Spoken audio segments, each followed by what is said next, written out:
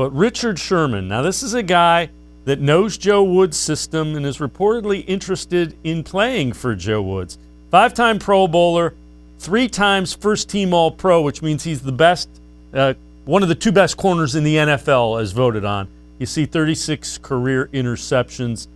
Again, he'll be 33 in a couple of months. What do you like about him? Pretty much everything. I mean, I know he's getting up there in years, and for the general population, 32 years old is a spring chicken. But for a football player, specifically a corner, you cross 30 and it's a danger zone.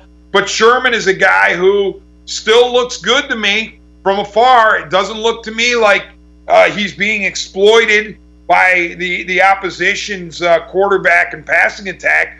He would bring that swag. He would bring that elder statesman. I've been there before. Knowledge. I'm not saying that Denzel Ward has to have a guy like that, or other corners in the Browns room have to have a guy like that, but I would rather have him than not if I could get him. And as long as he expresses a desire to be here and the fit feels right, why not Richard Sherman? If you can't get other younger, maybe more talented at this moment type players, I'm willing to make a run at a Richard Sherman, because here's the thing, Dave. What we got to remember about the NFL, not for long. You can't sit here and say, well, the Cleveland Browns, they broke onto the scene in 2020 and they're relatively young. They're going to be good for the next 5 to 7 years. You don't know. That's why I'm so bitter about the divisional round loss.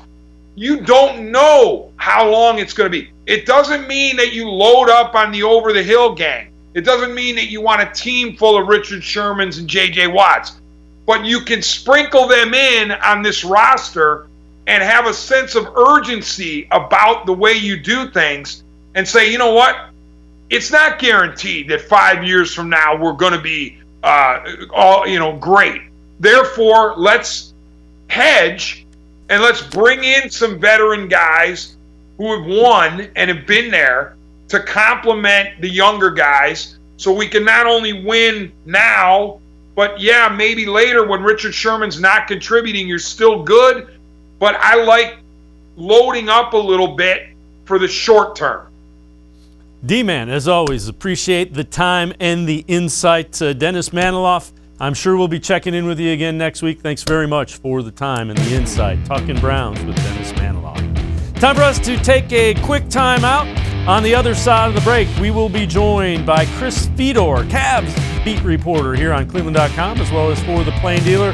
Talking Cavs, out to a great start, and some guys that might be on the move. More sports, and Les Levine will be right back. Stay with us.